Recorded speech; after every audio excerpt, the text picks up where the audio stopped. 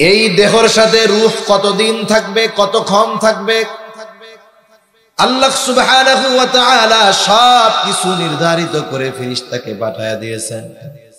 এই যে রূহের সাথে এই দেহের একটা সংযোগ হয়ে গেল, ওই সময় আমাদের রূহের কিছু দিনের অবস্থান ছিল আলমে বতন, মায়ের পেটের মধ্যে ছিল রূহ, ওই ছোট্ট একটা দেহের মধ্যে।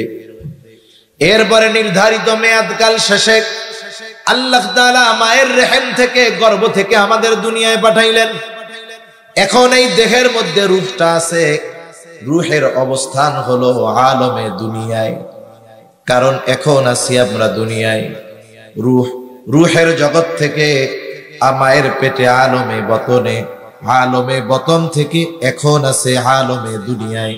আমাদের দেহের মধ্যে আছে, একটা নির্ধারিত সময় আসবে, আল্লাহ তাআলার নির্দেশ, এইবার এই রূহ আমার আপনার দেহের সাথে আর থাকবে না। আল্লাহ তাআলা আমাদের প্রত্যেকের হায়াতকে লিমিট নির্ধারিত করে দিয়েছেন। এই যে পানির বোতলটা আছে, এই পানির বোতলের মধ্যে কিছু কথা লেখা আছে। একটা লেখা আছে উৎপাদনের তারিখ, আরেকটা লেখা আছে মেয়াদ, আরেকটা আছে তার ব্যাচ নম্বর। মেয়াদটা দেওয়া হলো ৩/৯/২৪ সাল। বলেন তো, আপনি যদি বোতলের মধ্যে বাজারে কিনতে গিয়ে দেখেন এইটার মেয়াদ শেষ হয়ে গেছে, পানির দাম ১৫ টাকা, মেয়াদ যদি শেষ হয়ে যায় এই ১৫ টাকার পানি আপনি ৫ টাকা দিয়ে কিনবেন নাকি? আপনি বুঝতে পারতেছেন, দেখতে পারতেছেন মেয়াদ শেষ, এই জন্য এটার কোনো দাম। আমার আপনারও একটা নির্দিষ্ট মেয়াদ আছে, কিন্তু দেখা যায় না। মেয়াদ ফুরায় গেলে এই পানির বোতলের যেমন কোনো দাম নাই, মেয়াদের ফুরায় যাবে আমার আপনারও দাম নাই। এই এত সুন্দর দেহ, এটা কোনো কাজে লাগবে না, কেউ মূল্যায়ন করবে না। যখন রূহটা দেহ থেকে বিচ্ছিন্ন হয়ে যাবে, মালাকুল মউত যথাসময়ে হাজির হয়ে যাবে। এক মুহূর্ত আগেও আসবে না, এক মুহূর্ত বিলম্ব করবে না। আল্লাহ তাআলা বলেন, ফাইযা জাআ আজালুহুম লা ইস্তাখিরুনা সাআতাও ওয়া লা ইস্তাকদিমুন। এক মুহূর্ত আগেও আমি আপনি মরব না, এক মুহূর্ত বিলম্ব হবে না, একেবারে যথাসময় হায়াতটা যতটুকু সময়ের ততটুকু সময় আমি আপনি দুনিয়ায় থাকব। এই রূহটা মালাকুল মউত এসে বের করে নিয়ে যাবে আমার আপনার মধ্য থেকে। একটু চিন্তা করেন, কারণ মৃত্যুর মাধ্যমেই কিয়ামতের শুরু হয়ে যায়। মৃত্যু থেকে নিয়ে আলমে বরজখের সময়কালটাকে বলা হয় ছোট কিয়ামত, এরপর থেকে নিয়ে শুরু হয় বড় কিয়ামত। ছোট কিয়ামতটা যে ট্যাকেল দেওয়ার যোগ্যতা অর্জন করে, বড় কিয়ামত আল্লাহ তাকে পার করায় দেওয়ার ব্যবস্থা করে। একটু চিন্তা করেন, আপনি ওয়াজ শুনতে আসছেন, হয়তো বাড়িতে আপনার স্ত্রী, আপনার বোন, আপনার কন্যা আছে, চিন্তা করতেছে আব্বা ওয়াজ শুনতে গেছে, ভাইয়া ওয়াজ শুনতে গেছে। স্ত্রী চিন্তা করতেছে স্বামী ওয়াজ শুনতে গেছে, ওয়াজ শুনে আইসা জানি দেরি না হয়, এই জন্য আগের থেকে সুন্দর মতো তার বিছানাটা পরিপাটি পরিষ্কার করে গুছায়া রেডি করে রেখে দিয়েছে, কম্বল টম্বল সব দিয়া। আল্লাহ না করুন কেউ যদি এখন এখানে ইন্তেকাল করে, দেহ থেকে রূহটা বের হয়ে যায়, বলেন তো ওই মা, ওই বোন, ওই স্ত্রী এই কথা বলবে নাকি? বেচারা ওয়াজ শুনতে গেছিল কিন্তু মারা গেল, যেহেতু বিছানাটা তার জন্য প্রস্তুত করেছিলাম, আজ রাতটা এই কম্বলের তলে বিছানার নিচে তার দেহটা থাক, বলেন তো রাখবে নাকি? ঘরের মধ্যে লাশটা উঠাবে না।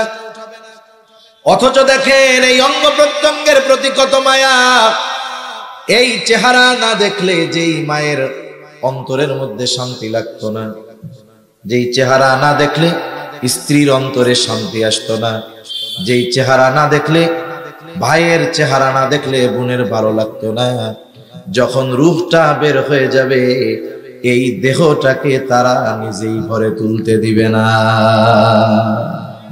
দয়াময় আল্লাহ রাব্বুল আলামিনের দরবারে অগণিত শুকর যে মহান মালিক আমাদের হায়াতে বরকত দিয়ে সুস্থ রেখে তার মহান হুকুম এশার নামাজের পরে হাদিসের ভাষায় জান্নাতের বাগানে আসার বসার, কিছু দিনই কথা বলবার এবং শ্রবণ করবার সুযোগ যে মহান মালিক আমাদের দান করেছেন, সে মহান মালিককে খুশি করার জন্য মহাব্বতের সাথে জবান খুলে অন্তর থেকে আমরা একবার কালিমাতুশ শুকর পাঠ করি, আলহামদুলিল্লাহ।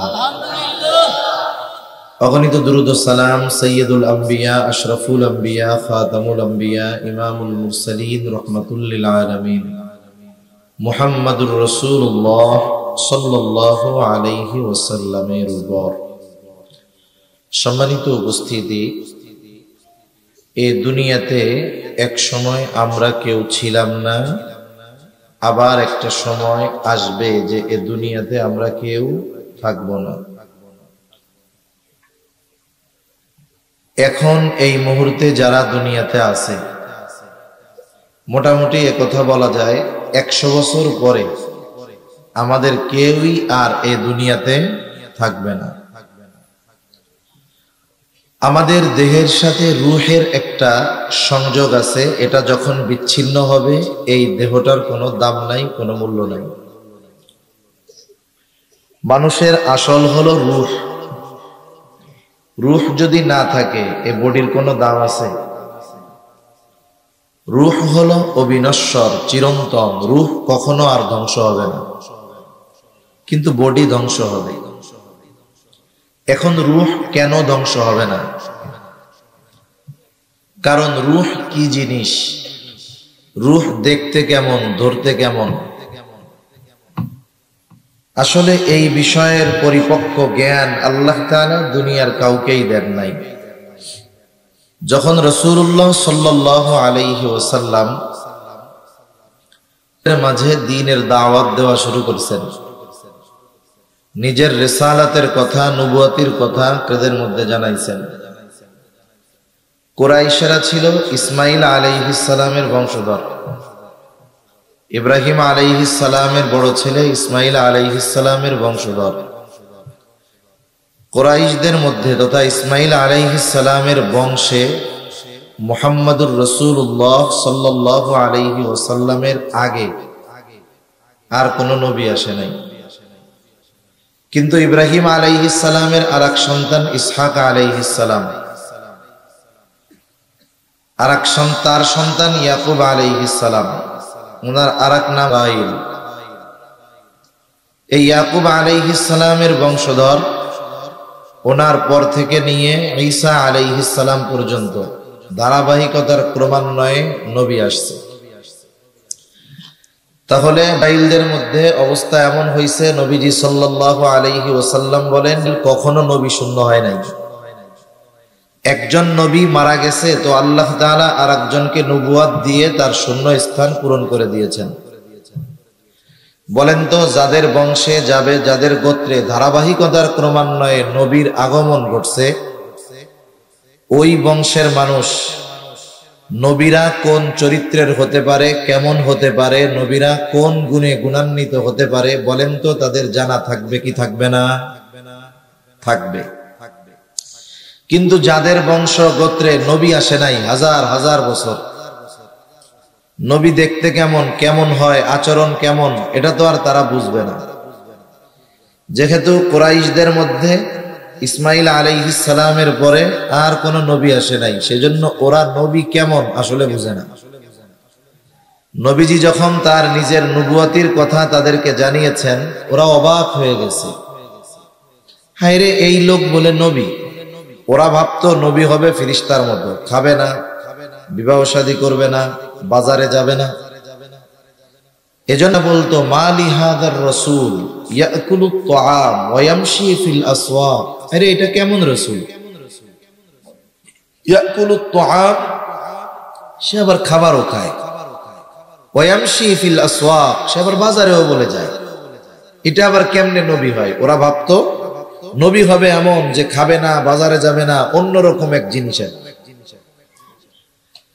রাসূলুল্লাহ সাল্লাল্লাহু আলাইহি ওয়াসাল্লাম নিজের নবুয়তির কথার কাছে যখন বলছে, জানে মুহাম্মদ তো জীবনে কোনোদিন মিথ্যা কথা বলে নাই। ওদের এখন দুই বিষয়ের সংশয় লেগে গেছে। মুহাম্মদ তো মিথ্যা কথা বলতে পারে না, আবার যে বাজারে যায় খায় সে তো নবী হইতে পারে না। এই বিষয়ে তারা দ্বিধাদ্বন্দ্ব নিরসনের আশায় ওদের মধ্য থেকে দুইজন ব্যক্তিকে পাঠায়া দিছে মদিনায়। ওই বড় বড় আলেম ছিল যে তোমরা দুইজন গিয়া মুহাম্মাদের ব্যাপারে বলবা, আসলে কি মুহাম্মদ নবী কি নবী না, এটা আমরা কেমনে বুঝবো। ওই দুইজন আলেমদের কাছে গেছে। আলেমরা সব সিমটম আলামত শুইনা মোটামুটি বুঝতে পারছে ইনি আখেরি জামানার শেষ নবী, শেষ পয়গম্বর মুহাম্মাদুর রাসূলুল্লাহ সাল্লাল্লাহু আলাইহি ওয়াসাল্লাম। আরে ডাক্তার তো অভিজ্ঞ, ডাক্তার যে অভিজ্ঞ সে চোখ দেখে, জিহ্বা দেখে, হাতের তালু টালু দেখা রোগের আলামত বলতে পারে কি পারে না। ইহুদি আলেমরা তো অভিজ্ঞ, জানে যে এই আলামত নবীর, ওরা মোটামুটি বুঝতে পারছে। কিন্তু কেমনে বুঝবে, কেমনে পরীক্ষা করবে আসলে উনি নবী কি নবী না। আমরা তিনটা প্রশ্ন শিখাইয়া দিছি। কয়টা প্রশ্ন? তিনটা প্রশ্ন। যে এই তিন প্রশ্ন গিয়ে তোমরা যেই ব্যক্তি নবী দাবি করে তাকে জিজ্ঞাসা করবা। এই তিন প্রশ্ন হলো এমন প্রশ্ন, এই তিন প্রশ্নের জবাব কোন নবী ছাড়া কেউ দিতে পারবে না। তিন প্রশ্ন নিয়ে তারা হাজির। একটা হলো আসহাবে কাহাফের ব্যাপারে, আরেকটা হলো যুলকারনাইনের ব্যাপারে, আরেকটা হলো রূহ কি জিনিস। তিন প্রশ্নের জবাব দিয়ে লম্বা আলোচনা করার মতো সময়ও নাই, ইচ্ছাও নাই। মূলত আমি আমার বিষয়টাকে একেবারে অল্প কথায় আপনাদের বোঝানোর জন্য ভূমিকা না মূল কথার মধ্যেই কিছু কথা বলতেছি, যাতে শেষ বিষয়টা আমাদের বুঝতে সুবিধা হয় যে আসলে আমাদের অবস্থা কি হবে বা কি আছে। তা ওই তিন প্রশ্ন সে নবীজির কাছে আসার পরে জিজ্ঞাসা করছে। প্রতিনিয়ত জিবরাইল আলাইহিস সালাতু ওয়াস সালাম ওহী নিয়ে তো আসেই। নবীজি নিজেও তো এই প্রশ্নের জবাব জানেন না। নবীজিকে এই প্রশ্নের জবাব জানাবেন আল্লাহ জিবরাইল আলাইহিস সালামের মাধ্যমে। এই বিষয়টাকে সামনে রেখে তিনি বললেন যে ঠিক আছে, আগামীকাল তোমাদের তিন প্রশ্নের জবাব দিয়ে দিব। বিষয়ের বাইরেও কিছু প্রাসঙ্গিক কথাবার্তা আছে, এগুলো বলার দরকার হয়, তাই বলতেছি। নবীজি বলছেন আগামীকাল তোমাদের এই প্রশ্নের জবাব আমি জানায়া দিব। নবী চিন্তা করছেন জিবরাইল আলাইহিস সালাম আসলেই তো জবাব জেনে যাবে, কিন্তু উনি ইনশাআল্লাহ বলেন নাই। আগামীকাল হয়ে গেল, ওহী আসে না, নবীজি জবাবও দিতে পারেন না। এই শুরু করছে মজা, দেখো ইনি নাকি নবী, আজকে জানানোর কথা জানাইতে পারলো না। এভাবে একদিন করে 15 দিন ওহী আসা বন্ধ। এই 15টা দিন নবীজির কত টেনশনে গেছে আর কি পরিমাণ আনন্দিত হয়েছে। 15 দিন পর এই প্রশ্নগুলোর জবাব নিয়ে জিবরাইল আলাইহিস সালাম হাজির হয়ে গেলেন। সাথে সাথে আমাদের জন্য, উম্মতদের জন্য এক শিক্ষা আল্লাহ তাআলা দিয়ে দিলেন। যখন আমরা ভবিষ্যতের জন্য কিছু করার ইচ্ছা পোষণ করব, ওয়ালা তাকুলান্না লিশাইইন ইন্নী ফাইলুন যালিকা গাদা ইল্লা আইয়াশা আল্লাহ, এমনটা কখনোই বলবো না এটা আগামীকাল করব, বরং কি বলবো ইনশাআল্লাহ আগামীকাল করব, ইনশাআল্লাহ এটা বলবো। ভবিষ্যতের যে কোনো বিষয়ের ক্ষেত্রে আমরা বলবো ইনশাআল্লাহ খাবো, ইনশাআল্লাহ যাবো, ইনশাআল্লাহ করব। এই ধরনের কিছু পরিভাষা আছে, যেই পরিভাষাগুলো মুসলমানদের সচরাচর ব্যবহার করার দরকার, ঠিক কিনা বলুন? যেমন ফোন ধরার ক্ষেত্রে হ্যালো বলার আগে সালাম দেওয়ার দরকার, সালাম বিনিময় হওয়ার দরকার। আলহামদুলিল্লাহ, সুবহানাল্লাহ, ইন্না লিল্লাহ, এই শব্দগুলো, বাক্যগুলো মুসলমানদের ভাষায় ভাষায়, শব্দে শব্দে, পদে পদে থাকার দরকার। সরি না বইলা আফওয়ান বলার অভ্যাস করার দরকার, থ্যাংক ইউ না বইলা জাযাকাল্লাহ বলার অভ্যাস করার দরকার। তা রাসূল আকরাম সাল্লাল্লাহু আলাইহি ওয়াসাল্লামকে আল্লাহ তাআলা শিক্ষা দেওয়া মানে, বলা মানে গোটা উম্মত কিয়ামত পর্যন্ত সবার জন্য মূলত শিক্ষা। অনেক সময় পরিবারের বড়জনকে শাসন করার দ্বারা ছোটদেরকেও রেড সিগন্যাল দেওয়া হয়, বলা হয় একজন রে, কিন্তু উদ্দেশ্য থাকে সবাই। তা 3 প্রশ্নের জবাব আল্লাহ তাআলা দিয়ে দিলেন। এর মধ্যে 3 প্রশ্নের মধ্যে অন্যতম প্রশ্ন হলো ওয়ায়াসআলুনাকা আনির রূহ, তারা আপনাকে জিজ্ঞাসা করে, আপনার কাছে জানতে চায় রূহ কি জিনিস, রূহ কি? আল্লাহ তাআলা বলেন কুলির রূহু মিন আমরি রাব্বি ওয়া মা উতীতুম মিনাল ইলমি ইল্লা কলিলা। আল্লাহ রাব্বুল আলামিন বলেন, তারা আপনাকে জিজ্ঞাসা করে, আপনার কাছে জানতে চায় রূহ কি জিনিস। আপনি বলেন কুলির রূহু মিন আমরি রাব্বি, রূহ হলো আমার রবের আদেশ, আমার রবের নির্দেশ। সাথে সাথে আল্লাহ তাআলা এটাও জানায় দিল, পয়গম্বর এই রূহ কি জিনিস এটা আপনার রবের আদেশ, এটা নিয়ে চিন্তা গবেষণা করার মতো জ্ঞান আমি আল্লাহ মানুষকে দেই নাই।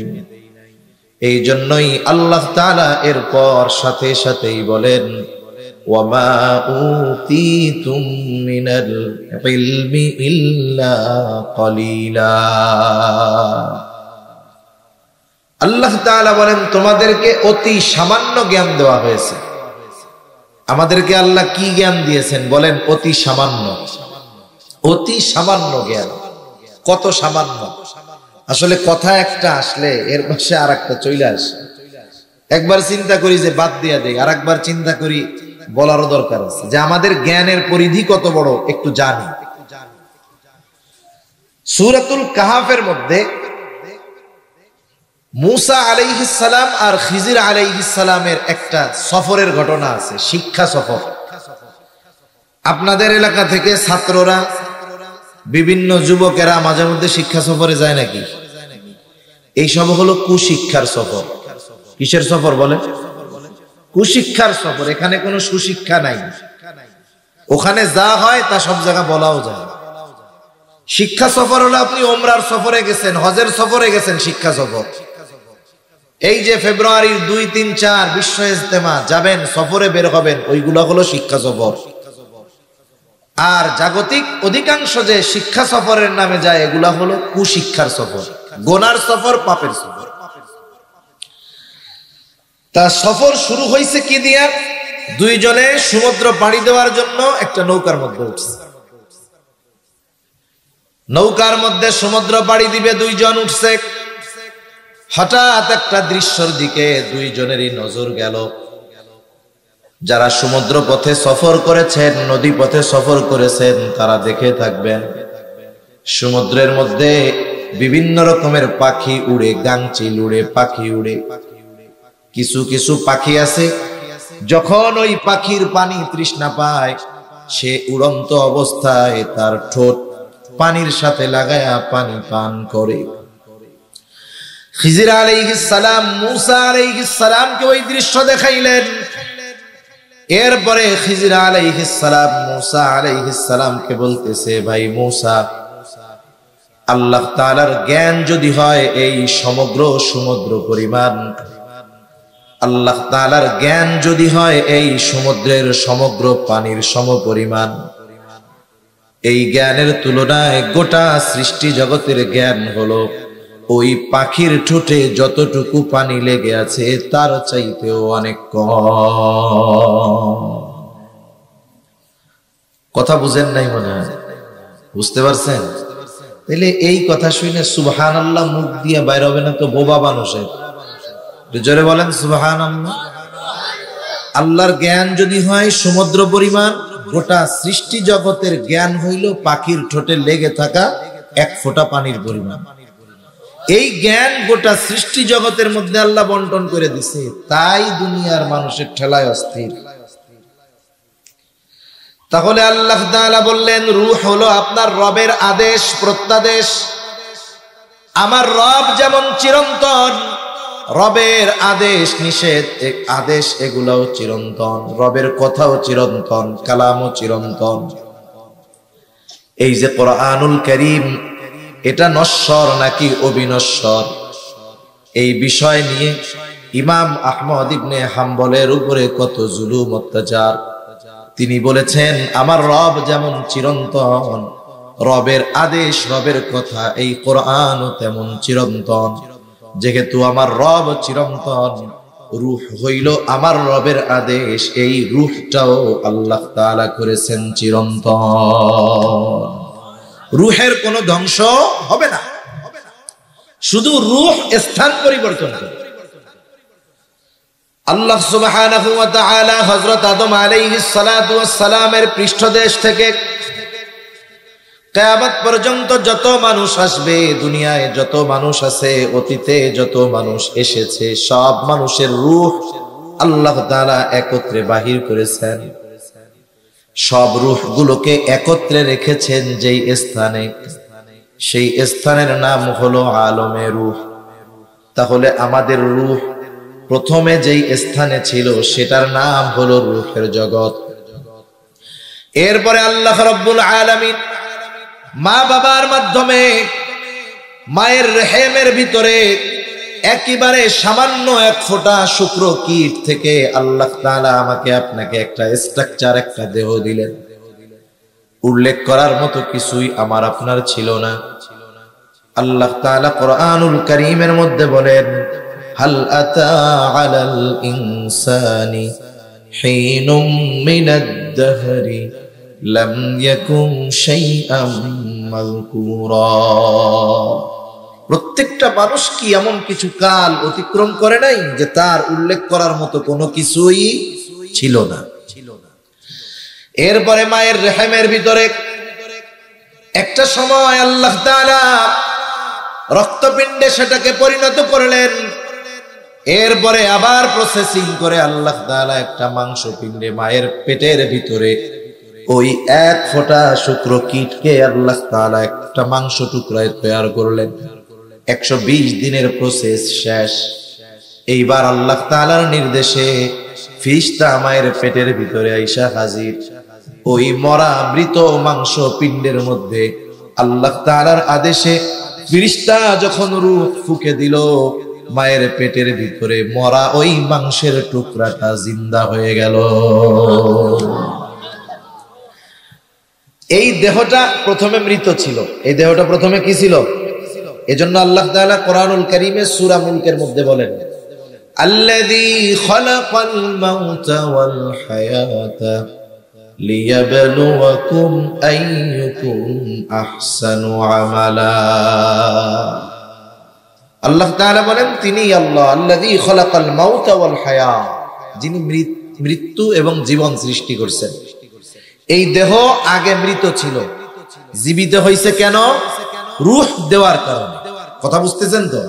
রূহ দেওয়ার কারণে। এই দেহের সাথে রূহ কতদিন থাকবে, কতক্ষণ থাকবে, আল্লাহ সুবহানাহু ওয়া তাআলা সব কিছু নির্ধারিত করে ফেরেশতাকে পাঠায়া দিয়েছেন। এই যে রূহের সাথে এই দেহের একটা সংযোগ হয়ে গেল, ওই সময় আমাদের রূহের কিছু দিনের অবস্থান ছিল আলমে বতন। মায়ের পেটের মধ্যে ছিল রূহ, ওই ছোট্ট একটা দেহের মধ্যে। এরপরে নির্ধারিত মেয়াদকাল শেষে আল্লাহ তাআলা মায়ের রেহেম থেকে, গর্ভ থেকে আমাদের দুনিয়ায় পাঠাইলেন। এখন এই দেহের মধ্যে রূহটা আছে, রূহের অবস্থান হলো আলমে দুনিয়ায়। কারণ এখন আছি আমরা দুনিয়ায়, রূহের জগৎ থেকে মায়ের পেটে আলমে বতনে, আলমে বতন থেকে এখন আছে আলমে দুনিয়ায়। আমাদের দেহের মধ্যে আছে, একটা নির্ধারিত সময় আসবে, আল্লাহ তাআলার নির্দেশ, এইবার এই রূহ আমার আপনার দেহের সাথে আর থাকবে না। আল্লাহ তাআলা আমাদের প্রত্যেকের হায়াতকে লিমিট নির্ধারিত করে দিয়েছেন। এই যে পানির বোতলটা আছে, এই পানির বোতলের মধ্যে কিছু কথা লেখা আছে। একটা লেখা আছে উৎপাদনের তারিখ, আরেকটা লেখা আছে মেয়াদ, আরেকটা আছে তার ব্যাচ নম্বর। মেয়াদটা দেওয়া হলো ৩/৯/২৪ সাল।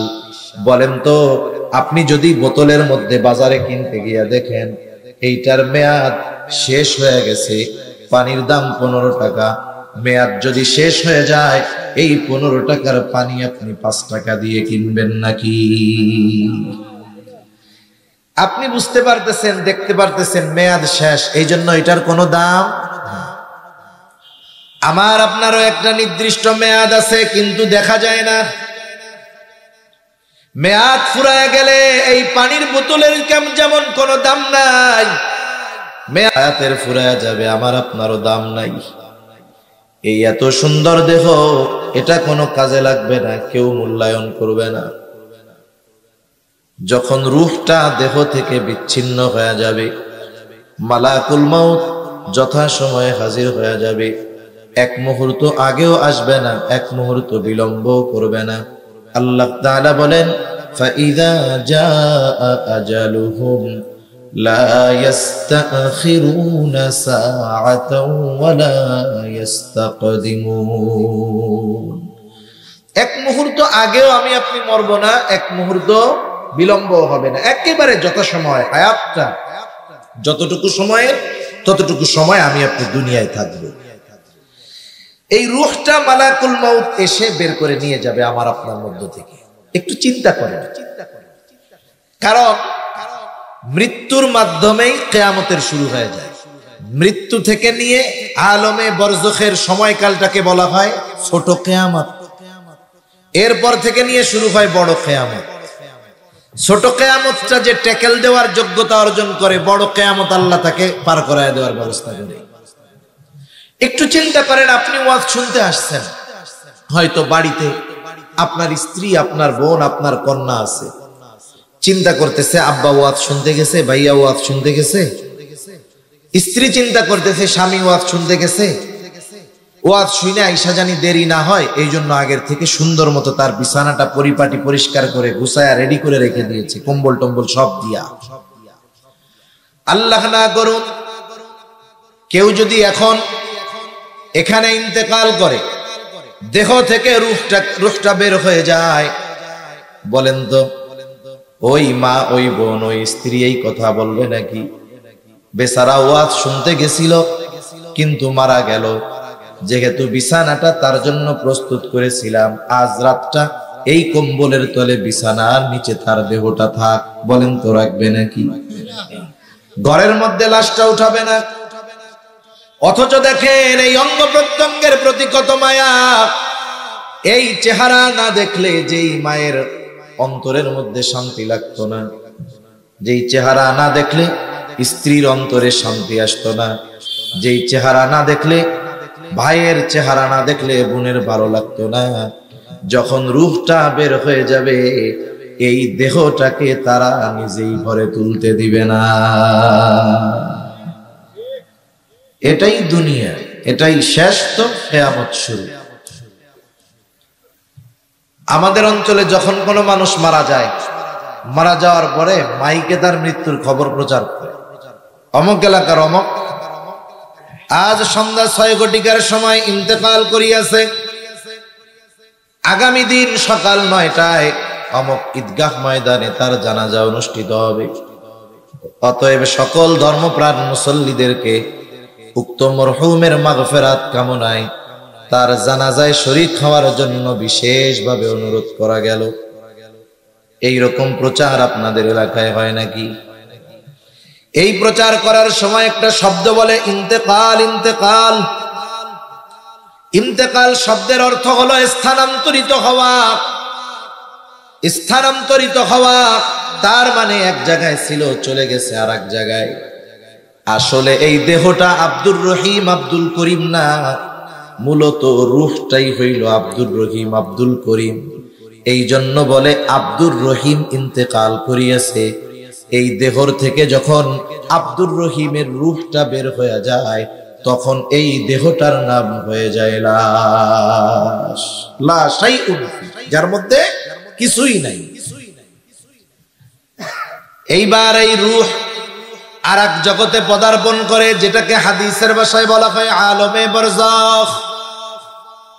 একটা মানুষ মৃত্যুবরণ করার পর তাকে কবরে রাখা হোক আর না রাখা হোক, বাঘে খেয়ে ফেলুক আর সিংহে খেয়ে ফেলুক, আগুন দিয়ে পোড়ায় দিক আর যা করুক, প্রত্যেককেই যেতে হয় আলমে বরজখে। আলমে বরজখে আমাদের সকলকেই অবস্থান করতে হবে, অনন্তকাল নয় তবে দীর্ঘকাল। দীর্ঘকাল আমাকে আপনাকে আলমে বরজখে থাকতে হবে। আর ওই কবর জগৎ আলমে বরজখ, এটা হলো পরকালের প্রথম ঘাঁটি। আর এটাকেই মুহাদ্দিসিনে কেরাম বলেন ছোট কিয়ামত শুরু, মৃত্যুর মাধ্যমে। এইবার কারো মৃত্যু যদি সুন্দর হয় তাহলে আলমে বরজখে তার সুন্দর। দুনিয়ার জগতে নেক আমল করছে, ভালো কাজ করছে, আলমে বরজখ সুন্দর। দুনিয়ার জগতে পাপাচারের মধ্যে লিপ্ত থাকছে, তার আলমে বরজখ তার জন্য কঠিন হয়ে যায়। আলমে বরজখের দুই অবস্থা। দুনিয়ায় যারা নেককার ইমানদার তাদের কবর হবে জান্নাতের বাগান, রাউদাতুম মিন রিয়াদিল জান্নাহ। আর যারা দুনিয়ায় নেক আমল করে নাই, পাপের মধ্যে লিপ্ত ছিল, তাদের কবর হবে জাহান্নামের গর্ত। এই শাস্তিটার মাত্রা কতটুকু বা ওই শান্তির মাত্রাটা কতটুকু? যার কবরটা জান্নাতের বাগান হবে সে মনে করবে এটাই মনে হয় জান্নাত। ফেরেশতারা তাকে জানাবে না না, এটা জান্নাত নয়, বরং জান্নাতের নেয়ামতের তুলনায় এটা কোনো কিছুই না, বরং তোমার জন্য এর চাইতে কল্পনাতীত নেয়ামত আল্লাহ তাআলা তৈরি করে রাখছে, যেটা কিয়ামতের পরে তোমাকে দেওয়া হবে, পুনরুত্থানের পরে তোমাকে দেওয়া হবে। বলেন তো, আপনার কাছে একটা আছে ভালো জিনিস, আপনি যদি তার চাইতে অগণিত গুণ বেশি ভালো জিনিসের খবর পান, তাইলে এই ছোট ভালো জিনিস চাইবেন নাকি বড়টা চাইবেন? এইবার ওই কবরের বাসিন্দা বলবে, আল্লাহ যথা দ্রুত সম্ভব আপনি কিয়ামত কায়েম করেন, আমি আমার আসল ঠিকানায় যাইতে চাই। আর যার কবরটা জাহান্নামের বাগান হয়ে যাবে, ও মনে করবে এটাই মনে হয় জাহান্নাম, কারণ এর চাইতে যন্ত্রণাদায়ক শাস্তি, কষ্টকর আর কোনো কিছুই হতে পারে না। এইবার ফেরেশতারা তাকে জানাবে না না, এটা জাহান্নাম নয়, বরং জাহান্নামের শাস্তি এর চাইতে কল্পনাতীত কঠোর এবং কঠিন এবং কষ্টের।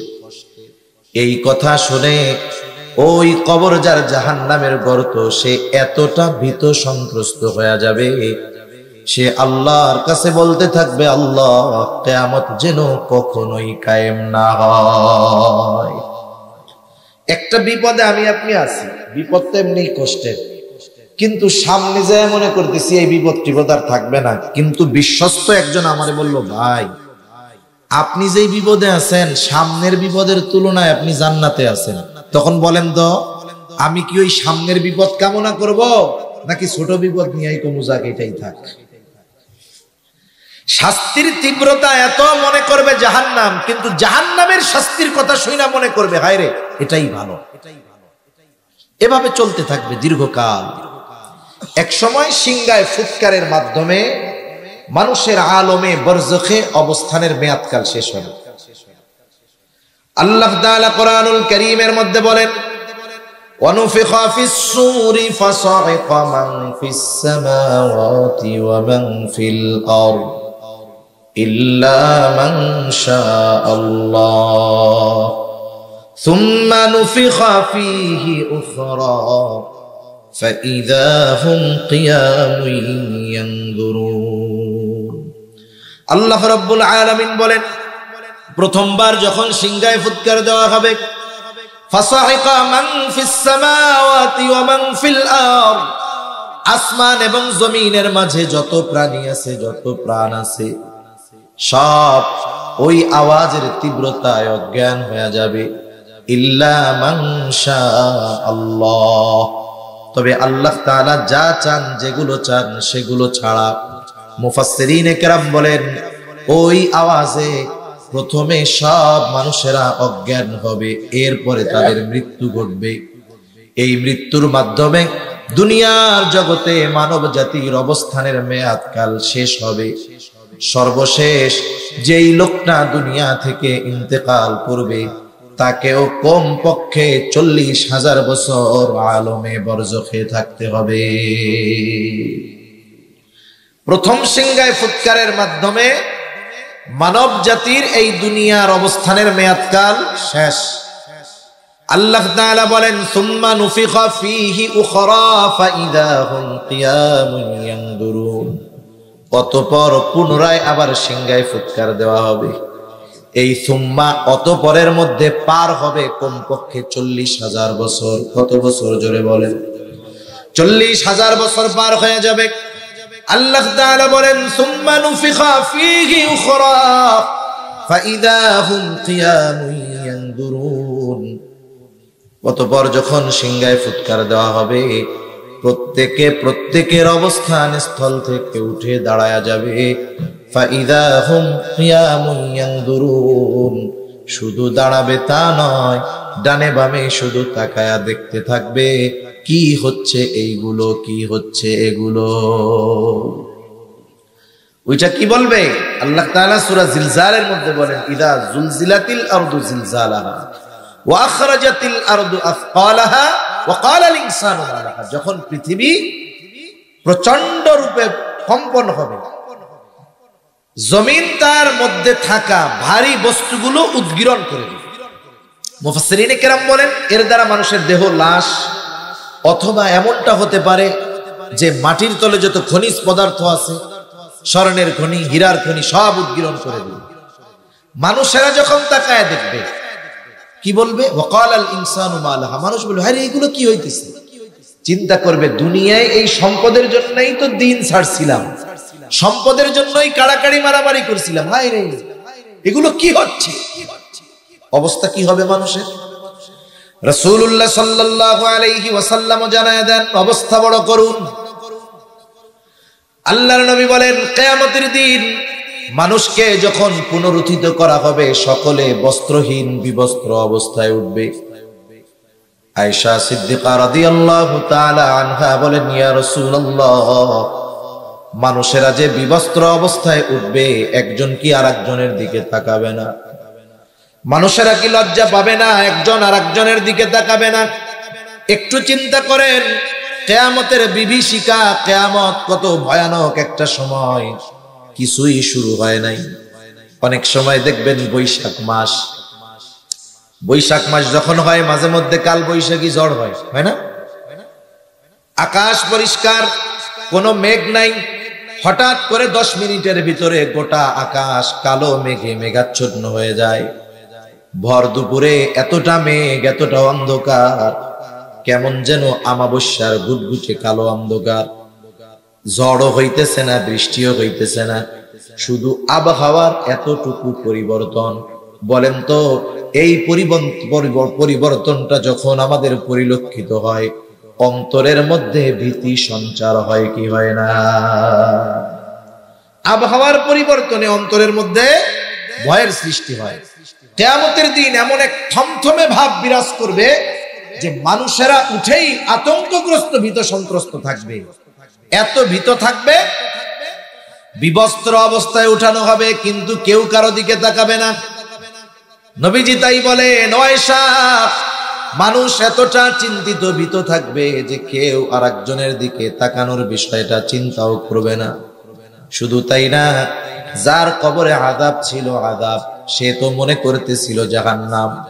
আমার সময় কম, নাইলে কবরের আযাব গুলাও কিছু শুনাইতাম যে কেমন আযাব হবে। যার কবরে আযাব ছিল হাসরের ময়দানে কিছুই হয় নাই, শুধু উঠছে, উইঠা আবহাওয়া দেখছে, এতটা বিভীষিকাময় তার কাছে মনে হবে, সে মনে করবে কবরে আমি ঘুমাইছিলাম। কবরে কেমনে ছিলাম? ঘুমাইছিলাম। আল্লাহ তাআলা সূরা ইয়াসিনের মধ্যে বলেন অনুফিখা ফিস সূরি ফাইদা হুম মিনাল আজদাসি ইলা রাব্বিহিম ইয়ানসিলুন। এখানে দ্বিতীয়বার সিংহায় ফুৎকার উদ্দেশ্য।